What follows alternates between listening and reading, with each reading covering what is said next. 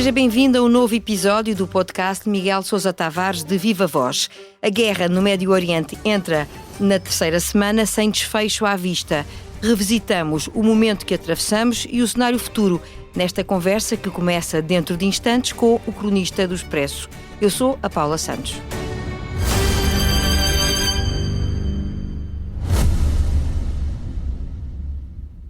Olá, eu sou a Cátia Mateus e este é O Céu é o Limite, um podcast onde os líderes das empresas portuguesas conversam sobre o seu percurso profissional, os altos e baixos que enfrentaram ao longo do caminho, as ideias mais ousadas, mas também os erros e fracassos, sempre com uma boa dose de gargalhadas pelo caminho. Junte-se a mim nestas conversas, ouça O Céu é o Limite em expresso.pt ou na sua app de podcasts preferida e deixe-se inspirar.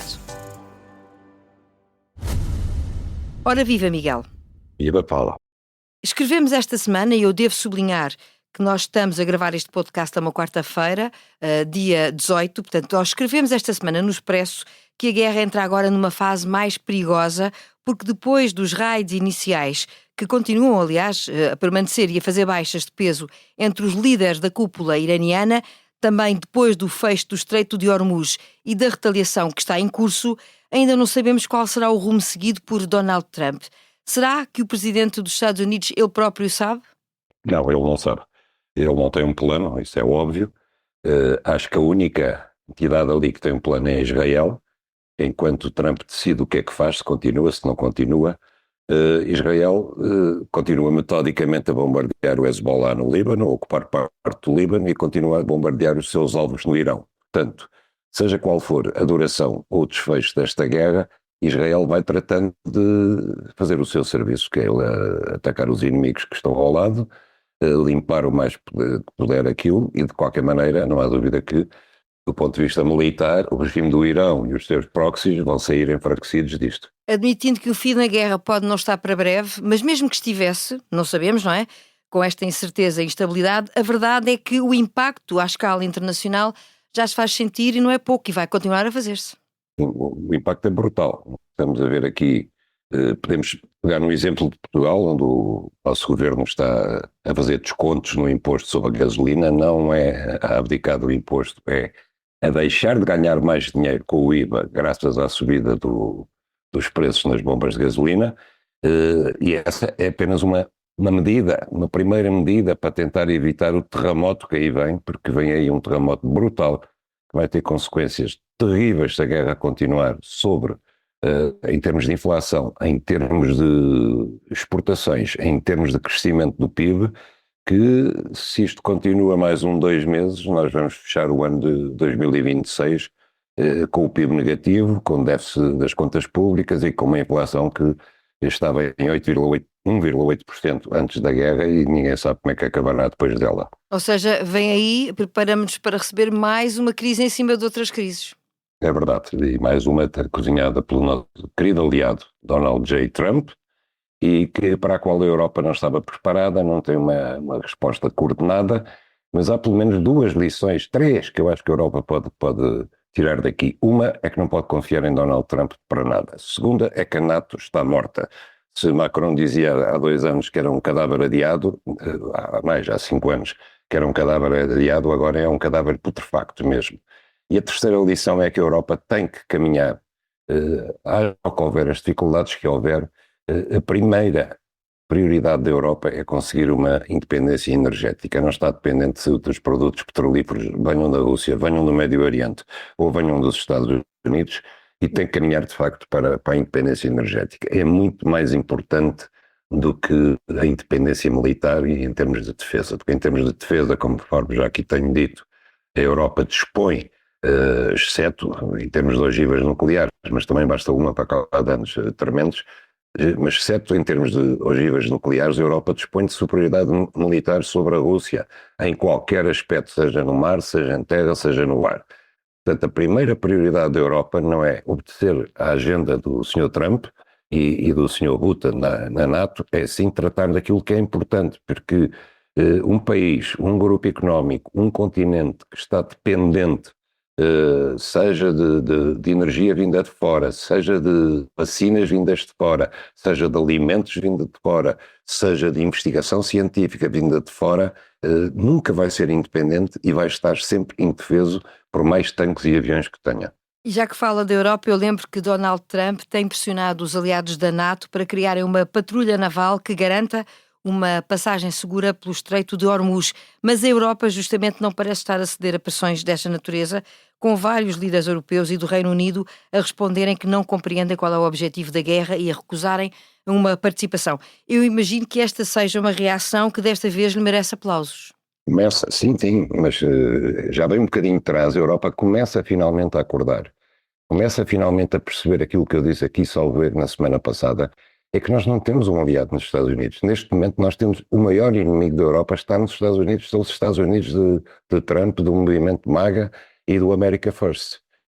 E, de facto, era só, quer dizer, eu acho que é o cúmulo do desplante que o presidente americano venha pedir à Europa que agora se envolva na sua guerra para fazer o que ele, apesar de todos os meios navais que pôs ao largo do Golfo Pérsico, não consegue fazer, que é garantir a navegabilidade no Estreito de Hormuz, e que ele venha pedir isto quando desencadeou uma guerra sem qualquer consulta aos aliados. Quer dizer, ele não perguntou antes, olhem, eu vou atacar o Irão. Se por acaso o Irão quiser fechar o Estreito de Hormuz, vocês dão-nos uma ajuda ou não dão uma ajuda? Então as coisas eram negociadas. Agora, o que eu nunca vi, acho que não consta dos anais da geopolítica, da história política, que um país que se envolve numa guerra sem consultar os seus aliados e depois, a meio da guerra, quando vê que as coisas não estão a correr bem, diz, venham cá ajudar-me que eu estou à rasca. É isto que os Estados Unidos estão a fazer. Esse querido aliado, como lhe chama, aliás, no título da sua crónica desta semana no Expresso, já reagiu às palavras que chegam de Bruxelas e do resto da Europa, dizendo que a NATO pode enfrentar um futuro muito mau se não corresponder àquilo que é o desafio que ele lança. Estamos a falar de bullying, uma espécie de bullying, ou prepara-se aqui uma ação concreta? O que é que acha? Eu acho que não é bullying, é chantagem, pura e simples. Mas eu, como disse, voltando atrás, eu acho que a Europa deve sair da NATO, deve ter o seu sistema de defesa próprio, porque a base fundamental da NATO era, de facto, os Estados Unidos, por isso é que os Estados Unidos têm sempre o comando militar da NATO. Por isso é que os Estados Unidos têm 70 ou 200 mil, já não sei, de soldados estacionados na Europa, têm uma infinidade de bases aeronavais na Europa e terrestres também, e tudo isso partia do princípio que os Estados Unidos, que a Europa via como os Estados Unidos da Normandia, como os Estados Unidos do Muro de Berlim, como os Estados Unidos que nos garantiram, primeiro, há muitos anos, no tempo dos nossos pais ou avós, a libertação da Europa do jugo nazi, e a seguir nos garantiram a preservação da Europa e dos seus valores frente à ameaça soviética. Esses Estados Unidos acabaram. Quer dizer, nós temos um presidente americano que faz acordos por baixo da mesa com o presidente da Rússia, em termos que eu acho que são altamente suspeitos, quer dizer, e ainda encontra uma teoria de conspiração muito em voga. Parece que dizem que os russos terão qualquer coisa sobre Trump altamente comprometedora e que, portanto, jogam com ele.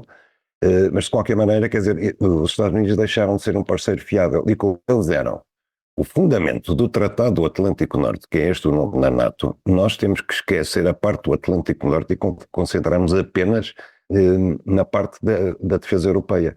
Até porque a seguir os Estados Unidos vão querer arrastar-nos para a Ásia-Pacífico. Nós já fomos, a NATO já foi até o Afeganistão, já foi até o Iraque, arrastada pelos Estados Unidos, e em breve eles estão a pedir que a Europa vá até a Ásia-Pacífico para se posicionar num futuro eventual e próximo confronto com a China. Essa não é uma guerra da Europa, assim como esta do Irão também não é uma guerra da Europa. A Europa não a desencadeou, a Europa não foi consultada e a Europa não tem nada a ganhar com isto. É evidente que todos respiraríamos de alívio por saber que o Irão não dispunha de capacidades nucleares. Isso estava a ser conseguido. O acordo que Obama firmou com o Irão e também com a França, com a Rússia, com a Alemanha, e que Trump boicotou, rasgou esse acordo. E o acordo estava a ser cumprido. Portanto, o desenvolvimento agora, eventual, de forças nucleares, de enriquecimento de urânio no Irão, em termos de poder dispor de uma bomba nuclear, é um desenvolvimento feito por Donald Trump, expressamente. Quer dizer, ele não quis continuar a via diplomática porque tinha sido um acordo de Obama e dos democratas, apenas por isso, e esta agora é a sua alternativa. Uma alternativa, como se viu, também não funciona. E vale a pena, penso eu, até na sequência daquilo que me está a dizer, regressar ao seu texto semanal no Expresso para refletir sobre aquilo que motivou esta investida americana no Irão.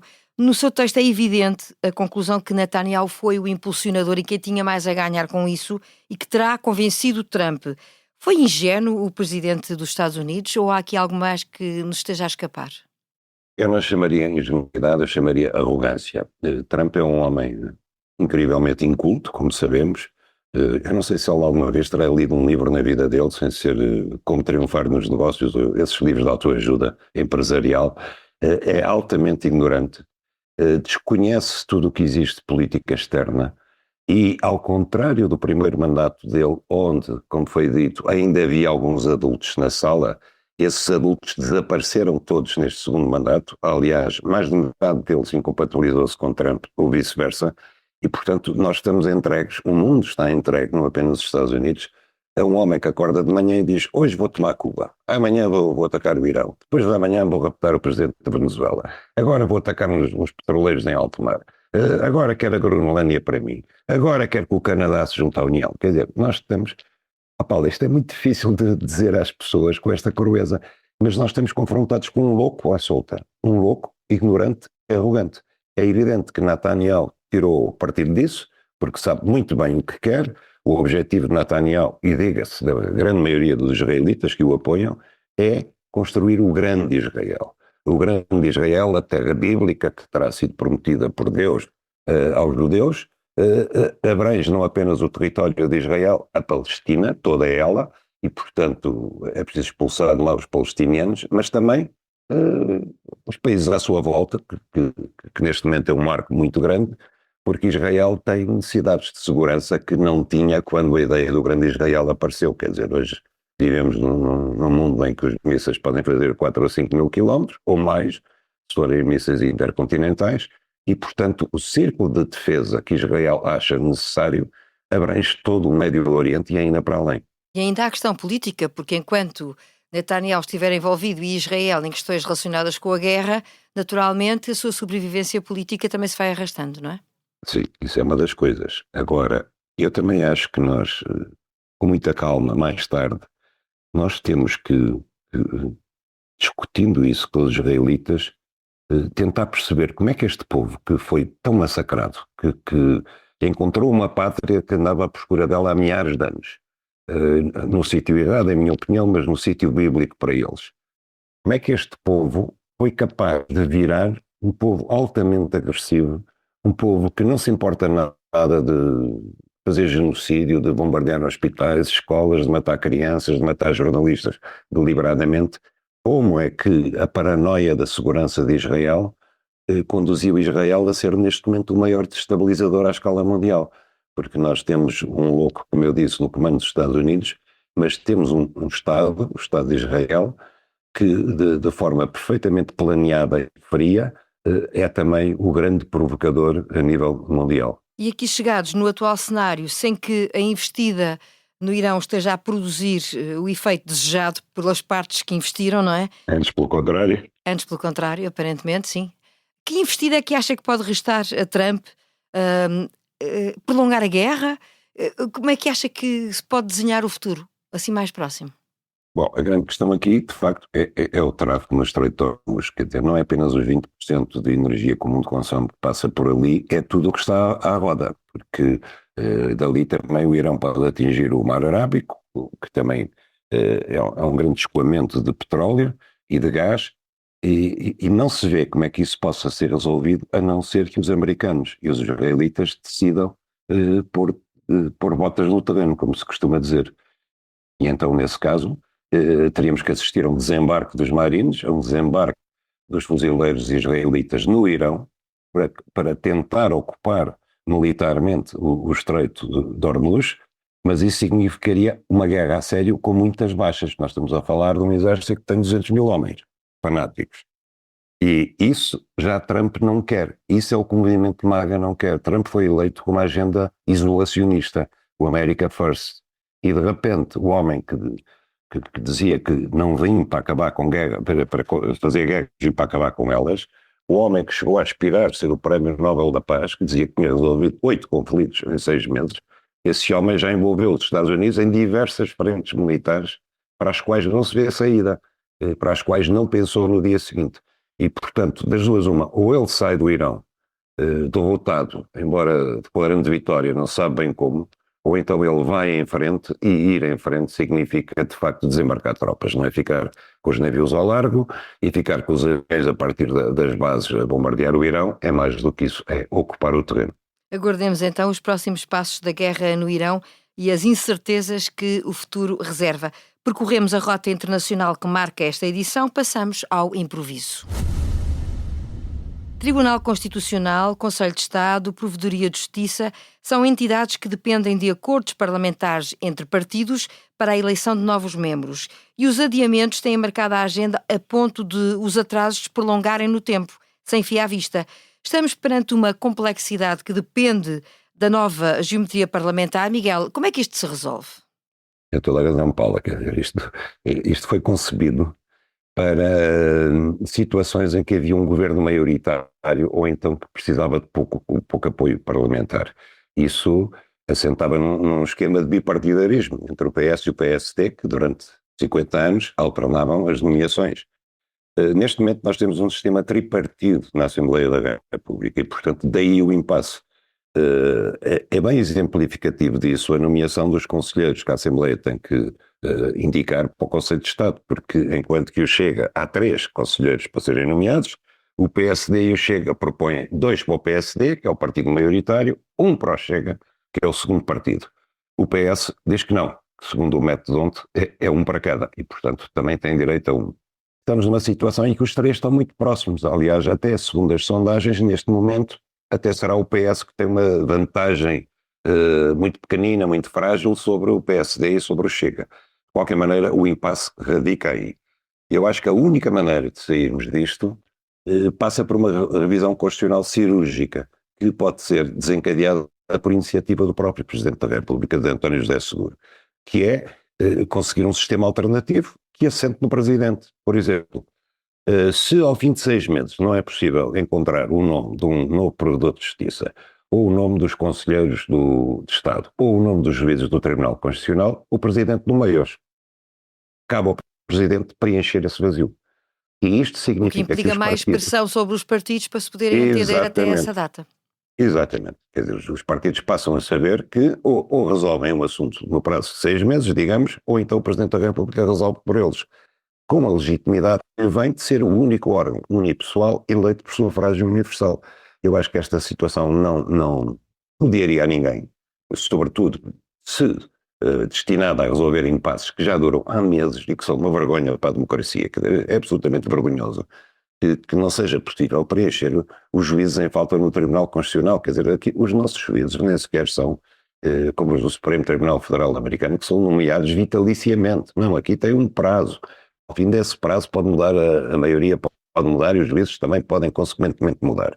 Agora, o que não é possível é vivermos neste impasse sob pena das pessoas acharem, afinal, para que é que serve no Conselho de Estado?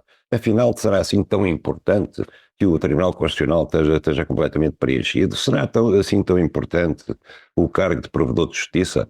É porque das duas uma, se fosse importante já tinham resolvido. Parece que não é importante, que é mais importante a guerra interpartidária do que propriamente preencher estes lugares em órgãos que são estruturantes ou deveriam ser estruturantes no nosso sistema constitucional. A verdade é que no atual cenário alguém vai ter que ceder, não é? Ou de se afirmar como derrotado para que alguém possa impor outra decisão que não a sua. É complexo. Eu acho que sim, mas como eu disse, eu acho que seria curioso, seria interessante que o Presidente da República tomasse a iniciativa ele próprio. E António José Seguro, que disse que das primeiras coisas que fazia era convocar um Conselho de Estado, neste momento nem sequer tem Conselheiros de Estado. E, portanto, eu acho que só ficaria bem ao Presidente tomar a iniciativa e apresentar uma solução. Vocês não são capazes de escolher, escolho eu. Isto passa por uma revisão constitucional, ok, eu proponho uma revisão constitucional estritamente limitada a estes casos. E assim, com esta sua sugestão, fechamos mais um episódio do podcast Miguel Sousa Tavares de Viva Voz. A sonorização hoje está a cargo do Gustavo Carvalho e a edição do João Martins. Já sabe, para a semana voltamos a olhar para a atualidade.